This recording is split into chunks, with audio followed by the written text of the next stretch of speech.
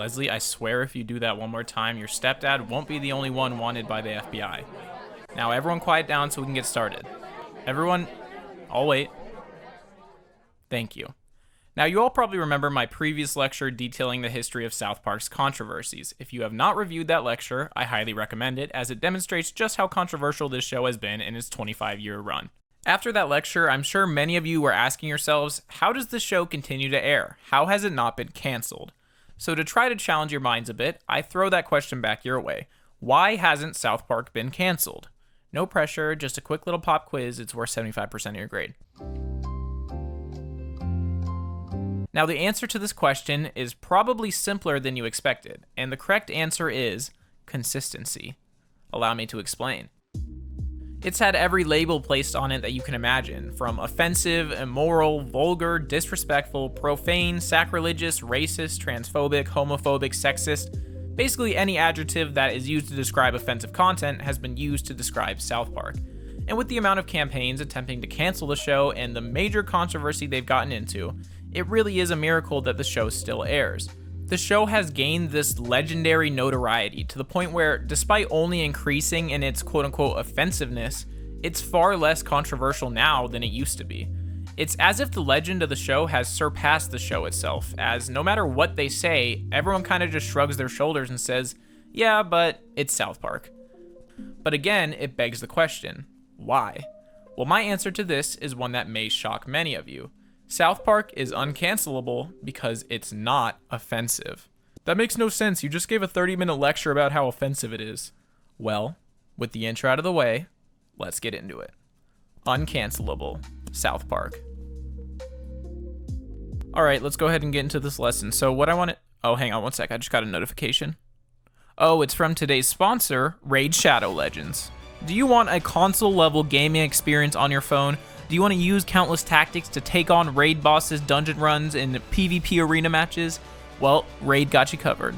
Raid has hundreds of artifacts and over 600 champions with unique skills, and you can build your team to develop your champions in Raid however you want. I've loved using the Royal Guard recently. He destroys bosses, he's extremely powerful, his ability scales damage based on the enemy max HP, plus all of the other damage it deals. He also has his default skill, which decreases the enemy's defense, and his third skill, which hits 4 times, and he can paralyze a boss and deal incredible damage all at the same time.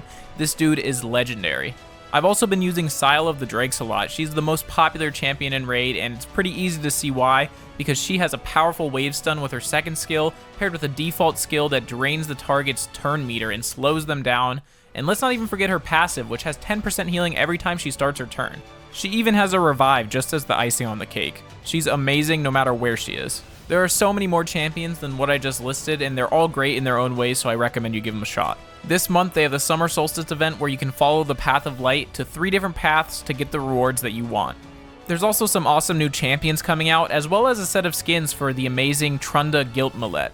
They're also running the Deliana Chase event, where you can get your hands on the amazing Deliana, a brand new legendary champion from the High Elves faction. All you have to do is log in and play Raid for 7 days between now and July 20th, and you get it for free. So if you click my link in the description or scan my QR code here, you'll get unique bonuses worth $30.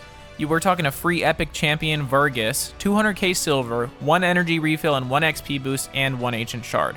With this, you can summon epic champions as soon as you get in the game. Also, a little bonus for all new players, if you enter the promo code MyDeliana, you get your hands on 50 XP brews and instantly get your legendary hero Deliana to max level. So go ahead and download Raid Shadow Legends from the link in the description or this QR code, and a big thank you to Raid Shadow Legends for sponsoring this video.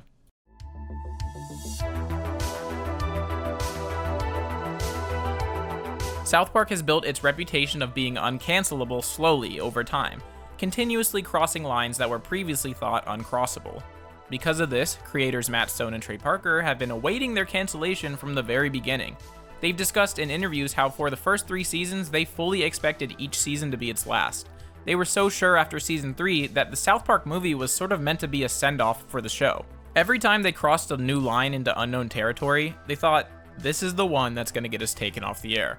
and every single time, the show was renewed for another season. Right. What people don't realize is we've been waiting for that moment for 20 years. Like, we seriously thought that was going to happen 20 years ago. And then we did the South Park movie, and we're like, okay, we're definitely getting run out of town. And then we did Team American, we're like, okay, we are getting run out of town. This mindset is what inspired them to continue tackling controversial topics, since they always had the mindset of, well, this is probably the end, so let's see how far we can push this. However, the end never came.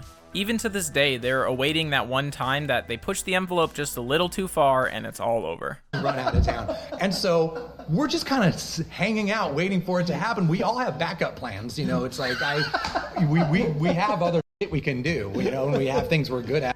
This gradual nudging of the envelope has been essential to their continued success. It reminds me of the tale of the boiling frog. This is an urban legend that says if you want to cook a frog, you don't have to kill it first. All you have to do is put it in room temperature water and heat the water very slowly. If you turn up the heat too quickly or put the frog into already hot water, it will jump out. But if you can manage to heat it slowly enough, it will remain in the water until it is eventually boiled to death.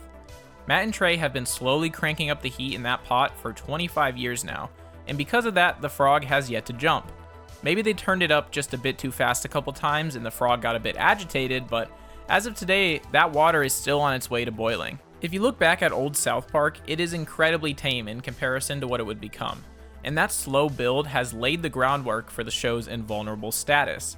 Say they had created an episode like With Apologies to Jesse Jackson back in season 2. This is an episode that says the N-word 42 times uncensored. That frog would have jumped out of the pot in record time.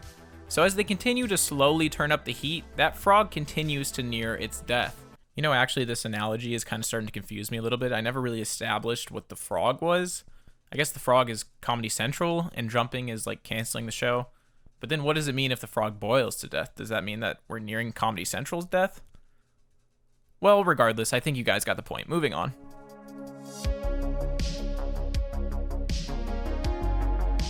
Ask anyone who is a fan of South Park why the show hasn't been canceled, and they'll give you the same answer. They make fun of everyone. This is undoubtedly the most important factor in South Park's survival. There is not a single person, group, or idea that is off limits when it comes to criticism on South Park. They are willing to, and have, made fun of every single belief system that a person can believe. They may be scathing in their parodies of certain events and ideas, but the reason they can get away with it is because they are equally ruthless with any topic they cover. There is no choosing sides when it comes to South Park. They may make an episode in which they make fun of religion, but you can bet they're going to make an episode being just as ruthless towards atheists. Sure, they may make an episode making fun of Republicans, but stick around and you'll see them do the same to Democrats. They often will tackle both sides of an issue in a single episode, like in the episode Goobacks. The episode is a parallel to the events taking place at the US border with undocumented immigrants crossing into the US. They poke fun at both sides of the issue, those who are completely against it and those who are in full support of it. Now I've got two guests with me tonight who have opposing views on the matter. On my right is pissed off white trash redneck conservative. Thanks for having me, Bill. And on my left is aging hippie liberal douche. Hello. There is a philosophy that is held in high regard over at South Park Studios. In my first video on this channel, I dubbed it the one true law of South Park. Either it's all okay, or none of it is. This unrelenting philosophy that absolutely nothing is off limits is the most important part of the show's untouchable status. If you are equally offensive to everyone, it's really the ultimate form of equality.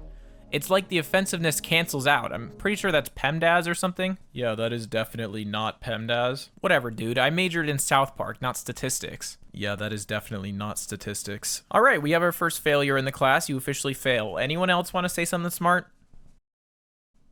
That's what I thought. Anyways, this is why when South Park does something that is seen as offensive nowadays, it's often met with the reaction of, yeah, but that's just South Park. Their unwillingness to leave any line uncrossed has become the show's trademark. It's honestly hard for me to think of anything that I would consider to be as impartial as South Park. The show is never trying to push an agenda or make you think a certain way about a topic. It just makes fun of everything and lets you decide what you want to believe. They're not preaching to you. They're showing the flaws in your beliefs as well as the people that you disagree with. Now, some may argue that this isn't true in the more recent seasons, but that's for another lecture. All the proof you really need is to spend some time reading my YouTube comments. I'll regularly see comments claiming how it's so clear that, in this episode, I love how they pointed out how dumb the libs are on this topic. And then I'll see a comment about the same episode claiming that, man, they really showed all these dumb conservatives in this one. I always find this so funny because these people don't realize that they've missed the entire point of the episode, and the show is making fun of people thinking like them. Even I, despite never talking about my own political beliefs on this channel, am regularly called both liberal and conservative in the comments for just explaining what the show was saying. When you can have people from all sides of an issue simultaneously think you're on their side and against their side, you know that you've reached a state of true equality. Because of this, South Park is the last true social satire to exist in the mainstream. As I said, they're not taking sides, they're simply finding the comedy in the absurdity of our society. This incessant need to make fun of everyone and everything is what has solidified them as the kings of satire. Their invulnerability allows the creators to look at our society from a viewpoint that's as close to objective as you can get because they don't care who will get offended. I mean, what are they gonna do? Cancel the show? Yeah, good luck with that.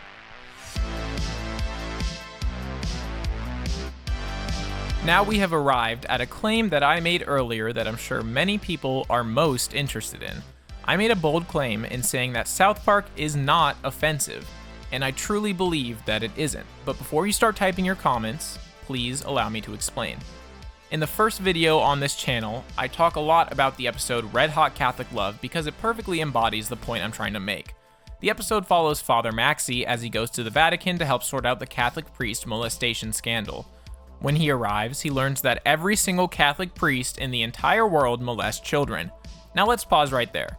Obviously, if that was the full extent of the episode, I could see why people would find that offensive, since the show just called every priest a child molester. But you can't take this show for face value. The creators are not saying that all priests are child molesters. They're using hyperbole to highlight a real issue. The creators are experts at taking a real issue, like this one, and exaggerating it to extreme lengths to make a point. If you watch the entire episode, the true message behind it is one that is very neutral and inoffensive, that if you look too deeply into religious text, you create expectations and ideas that are absurd in modern times. But if you refuse any sort of moral standards, your expectations and ideas can become just as absurd. This episode follows the same formula as almost every episode of South Park. Take a topic they want to criticize, make the situation absurd to the point of comedy, and end it with a pretty neutral opinion. The reason there is so much outrage about the things that happen in the show is because the people who are offended by it likely don't watch the entire episodes. You can take scenes out of context in South Park, and without the understanding of the true meaning behind the episode, they would be offensive. But when you have an understanding of how these scenes play into the greater theme of the episode, you begin to understand that it's simply hyperbole to prove a point. If you didn't watch South Park and happen to see one of the many clips of Cartman being anti-Semitic, you may think that the show itself is anti-Semitic. But the purpose of Cartman's character is to be someone you're supposed to make fun of. They're hyperbolizing people with his mindset to emphasize just how dumb it is to be anti-Semitic. If you saw a scene with Liu Kim, you would think, wow, that's a pretty racist depiction of a Chinese man. But again, they are overemphasizing the stereotypes associated with Chinese people in a comedic way to show how absurd those stereotypes are. As I said in my first video, his character isn't designed like that to make fun of Asians through stereotypes. Rather, he exists to make fun of the absurdity that is the stereotypes themselves. This is how they can use seemingly offensive imagery to make a point that is not at all offensive. Another important aspect of this is realizing who the show is really making fun of. You may immediately say, well, they make fun of everybody. And while that's true, the true target in South Park is more specific than that. At its core, South Park is a show that makes fun of extremism. Their core philosophy when it comes to what they think you should believe in really boils down to believe in whatever you want to believe in, just don't take yourself too seriously. This is why the show has found so much success. 99% of people are not extremists and understand all of what I just talked about. The only reason this show is controversial at all is because that 1% is the loudest in their complaints. But the vast majority of the general public understands that at the end of the day, the show is a comedy show that does a good job of satirizing all of the absurdity that comes with the world today. And that is why South Park is uncancelable. Now, are there any questions? Leslie, what did I tell you at the